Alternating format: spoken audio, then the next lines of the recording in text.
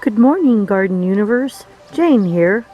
Oh, we just came out of a busy weekend of family celebrations for a grandson who graduated, and it was so much fun, and we had a good time with family. But I've got a lot to do today. I've got a few things that need to go from garden to kitchen. So also maybe a short update on the wild food forest, what I've got planned for that. I've been collecting a few plants and I'm kind of excited, something new. I'm gonna pull all the rest of the beets, the cylindrical beets, except for one bucket that I'm going to reserve for the Island County Fair. It's only 4 weeks away. Oh my goodness, I'm running out of time to get them all perfect. Well, as perfect as I can anyway. But the beets are going into the house. I'm going to pickle the beets and can them, and hopefully I'll have a really nice jar to enter in the fair. Oh, we've got enough Marion berries to start picking and freezing as well. I'm just going to pick and freeze as I go until I have enough to make jam. Oh, those Russian mammoth sunflowers are so tall now. I wish I could measure them. I need 2 people to help me do it though. Well, 2 people, period. Dear husband can stand on the step ladder and I can hold the tape measure at the base of the plant. But those sunflowers are almost to the top of those bamboo canes. Those were the tallest bamboo canes I could find in the garden. I don't know what to do when they get beyond those. I've been harvesting young summer squash every few days and collecting them in the refrigerator. Today I'm going to grate them up, freeze some of them, and make zucchini bread.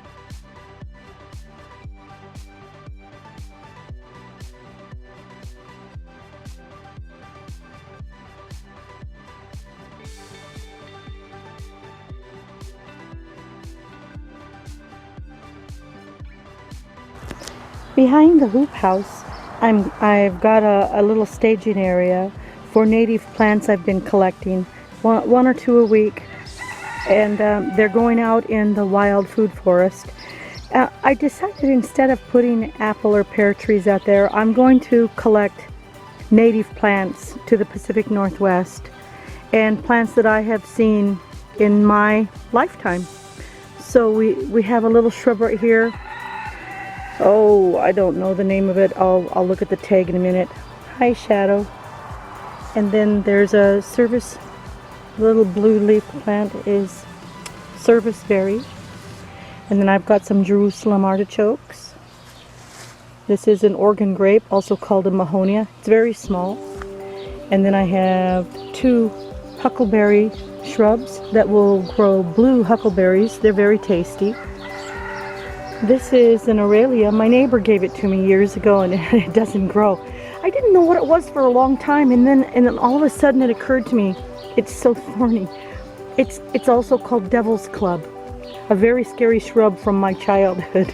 You could run into that in the forest and get hurt. The thorns are so wicked. And then what I'm going to plant today is a Cascara tree. It's so bright out right now, I'm not sure if you can really see it. Cascara is hard to find anymore, and if you don't know what to look for, you can pass right by it and not know what you're looking at. It is a tree that the Native Americans, first peoples, used the bark medicinally for constipation, and in fact it was harvested almost to extinction where I lived because oh gosh, back in the 50s and 60s, the X-Lax company actually used the bark of this tree to make their medicine.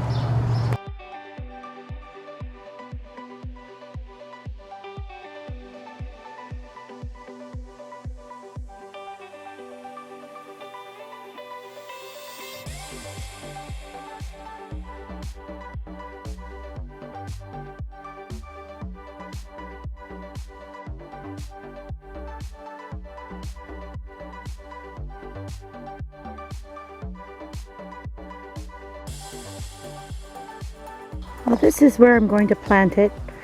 Dear husband dug the big hole. One of my old Rhode Island red hens, she died yesterday, and that was sad, but she was elderly, and she just laid down and closed her eyes and she was gone. So nothing goes to waste in nature or in my garden, and so we buried her out here, and we'll plant the Cascara tree over her. And that way she becomes immortalized in a way by feeding this tree. So there, planted my Cascara tree over the top of an old hen that's been here for at least 8 or 9 years. The soil out here is no rocks, hardly any roots, considering what's planted back here. It's amazing. Just sandy, dark loam. Really nice. So I did a little research on Cascara trees, and it is recommended they're not planted by ornamentals or where people sit because they attract the undesirable kind of bugs, which I don't know what that would be other than probably chewing bugs. But anyway, it's out here, and it's a native to Washington State, at least. It used to be. Well, friends, it's been a long day. I've got a lot accomplished, and that makes me really happy. I'm still basking in the happy overglow from the weekend's fun with family, and today was busy putting things in the fridge and in the cupboard from the garden, and that's always fun.